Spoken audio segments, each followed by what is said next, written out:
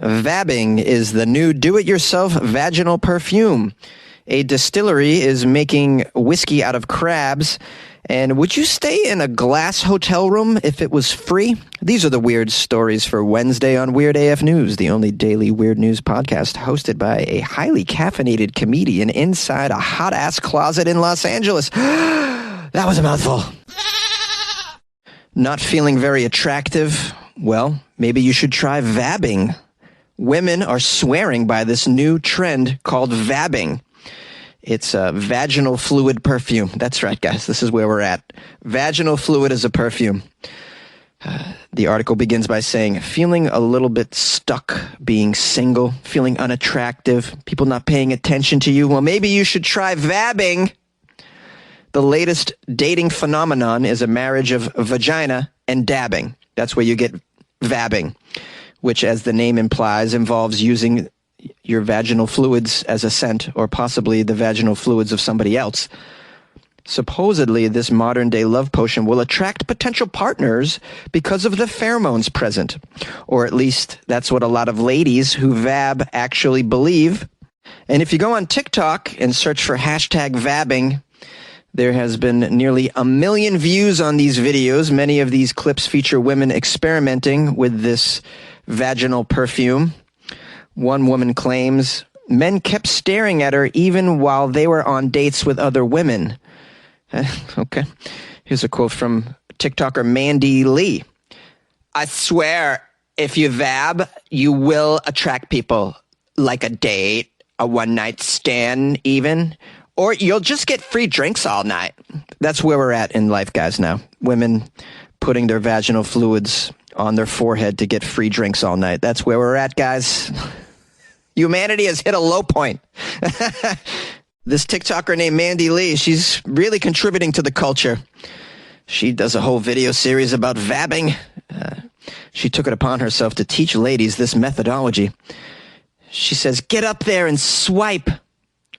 She motions with her index and middle fingers. Yes, swipe. And then go to town and get dabbing. She wipes her fluidy fingers behind her ears. She wipes it on her wrists. She wipes the fluid down her neck region, wiping her vaginal fluid all over her person. Now be careful, she says. Mandy warns you, proceed with caution because this actually works. Yeah, you rub your vaginal fluid all over yourself and men are just going to be all over. Oh, not just men. You know, women, other organisms, people that identify as whatever. All over you. People will not be able to control themselves when they smell your scent on your person. Mandy adds that she learned this method from a podcast called Secret Keepers Club, hosted by comedians Carly Aquilino and Emma Willman. Oh, I know Emma Willman. Emma Willman's a buddy of mine. I didn't know she did this podcast. I didn't know Emma was all about vabbing. I'm going to have to reach out to her about this, get some more information, because I'm curious. I don't have faith that this works, but let's keep reading.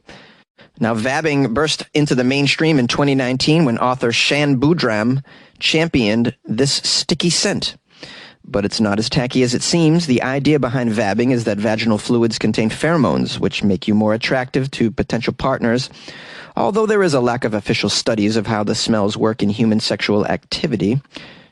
In fact, there have been studies that have shown otherwise. In 2021, researchers concluded that previous pheromone phenomenon studies are pretty weak because unlike most other mammals, humans have large and complex brains in which pheromones play minor roles in attraction. People online are going back and forth on this method. Some of them are writing some funny stuff. One user wrote, I'm on my period, but I'll give it a go anyway. No, don't. Don't do it if you're on your period. Someone else wrote, are you telling me to put the juices from my veal cutlet on my neck like it's Chanel number 5? Yes, that's exactly what they're saying. And now some people in the industry are pushing back on this trend. We have a CEO of a cosmetics company named Lydia. She says, quote, if you want to put your own secretions on you, that is your right. I just personally think it's gross. Now, as for me, I can't see this working, but I'm open to it. I'd be willing to try it out if anyone wants to come around me after vabbing. I'm open to it. I'll give you my address. Just kidding, guys. Come on now. This ain't that kind of show. But I will now take a moment to ask you, the listeners, what do you think of vabbing? Would you try it? Do you think it'll work? Are you attracted to this smell? I'm curious to hear what you think. 646-450-2012. Vabbing, thumbs up or thumbs down? A distillery is turning crabs into whiskey. They're small. They're green. They're crustaceans, guys. And now they're in whiskey. Green crabs, specifically, are an invasive pest that has plagued North America's marine ecosystems for more than 200 years. And now we have, at the center of this story, a New Hampshire distillery who's taking on this problem by using these crabs to make a green crab-flavored whiskey. Now, apparently, these green crabs are so abundant in the area, it's going to take a lot more than the whiskey to curb the population, but some hope bringing awareness to this issue about the crabs will lead to some creative solutions. They want these crabs gone, these invasive green crabs. I've spent a lot of time in New Hampshire. I don't remember these green crabs, to be honest with you. What's the name of this distillery? Tamworth Distilling Company. They're making a whiskey called Tamworth Distilling's Crab Trapper. It's a whiskey that gets a lot of its flavor from these green crabs caught off the coast of New Hampshire. The crabs hitched a ride to the United States on ships coming from Europe way back in the 1800s. Over here on the shores of the United States, they eat tons of shellfish and destroy estuaries, and they kill fish habitats as well. Ooh, these crabs are a bunch of pests. Not sure I want to drink a whiskey made out of crabs, but I'm sure we can come up with some other solutions. Can't we just eat them? I mean, crabs are pretty delicious. Let's learn a little bit more about this distilling company. We have Will Robinson, who's the product developer at the distilling company. He had the idea for this crab whiskey project. He said the crabs were cleaned and prepared just like any other crab that you might order at a restaurant, so no need to fear, guys. They use very clean green crabs in their whiskey. It says here, first, they make a crab stock, then they distill it using a vacuum still, which is a glass machine that allows for precise temperature control. Here's a quote from Robinson. It looks like a crazy piece of laboratory equipment. It preserves the flavor and aroma molecules that would get destroyed if we were to boil the crab. Now the stock is mixed with spices like mustard seed, coriander, and cinnamon, then combined with the bourbon based. Mr. Robinson calls it a thinking sipping drink. It's meant for you to explore your own perception through your olfactory senses. That's what I recommend here. Ooh, a picture of the bottle, the Crab Trapper. Oh, this looks delicious. The aesthetics of the bottle looks amazing too. It has like some rope tied around the top of it. Ooh, this looks delicious. I would totally drink this. Each bottle of whiskey uses about a pound of green crabs. But unfortunately, this whiskey production doesn't really make a dent in the green crab population. That's because the numbers are out of control, claims Dr. Gabrielle Bratt, a marine biologist and fisheries specialist at the University of New Hampshire. Here's a quote from her. Well, they are probably one of the most successful invasive species that we have in North America, at least in the marine world. They can eat about 40 mussels a day, just one little crab, and so you multiply that by a bazillion, and you have no more clams, I can tell you that. Ooh, I don't support a crab that kills the clams, or eats the clams, because I love my fried clams. Have you guys had fried clams in New England? Unbelievable. It's one of my favorite foods back home. Whenever I go back home, I make sure clam chowder, right? And fried clams. Oh, totally. I'll eat it every day if I have to. So down. Now, they're hoping that this creative project, like the Crab Trapper Whiskey, can help address the problem by just raising awareness. All right. I guess they want people to get involved in finding creative ways. Says here you can cook them like other soft shell crabs. They want to get more people to eat these crabs. I don't know why. Maybe these crabs taste like crap. I never heard of them. I do like crabs, too. Strange that this is the first I'm hearing of it. I've spent a lot of time on the shores of New Hampshire, bro, eating seafood. You better believe it. And I'm very, very much open to trying this crab whiskey. So if you want to mail me a bottle, any of you, just reach out to me, funnyjones@gmail.com. I'm a taker, guys. I'm a taker. Yay! You like podcasts? You're listening to my podcast. Maybe you thought to yourself, I'd like to make a podcast. Too difficult? No, not with Anchor. Anchor has free creation tools that allow you to record and edit your podcast from your phone or your computer. Anchor distributes your podcast to Apple, Spotify, Stitcher, and more. They have advertising integration, so you can even make a little money off your podcast. Everything you need to make a podcast in one place. Download the free Anchor app or go to anchor.fm to get started. And good luck with your podcast. Good luck with your creation. Good luck with your life, man. Would you guys stay in a glass hotel room for free if strangers can see your every move? Would you? What would you do for a free hotel stay in Ibiza? Everybody wants to go to Ibiza, guys. It's where all the hip people hang out. Everybody that's had some plastic surgery is there right now.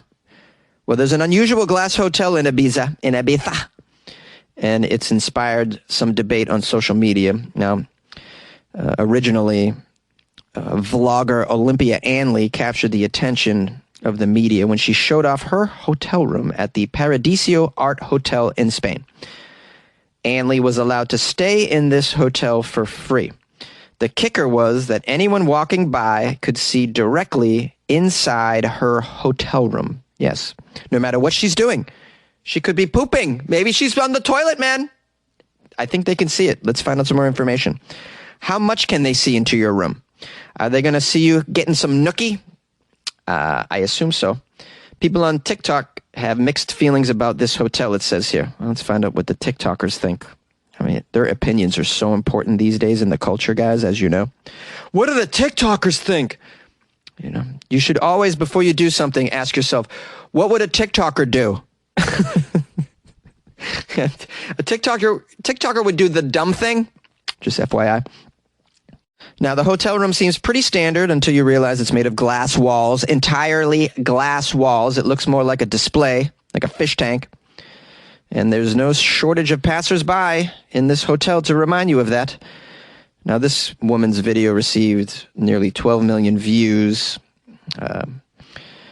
It says here this Hotel Paradiso Ibiza, the Zero Suite, is an art project. You can only book it for one night. I guess this is art. You know, it's not what I consider art, but I'm open.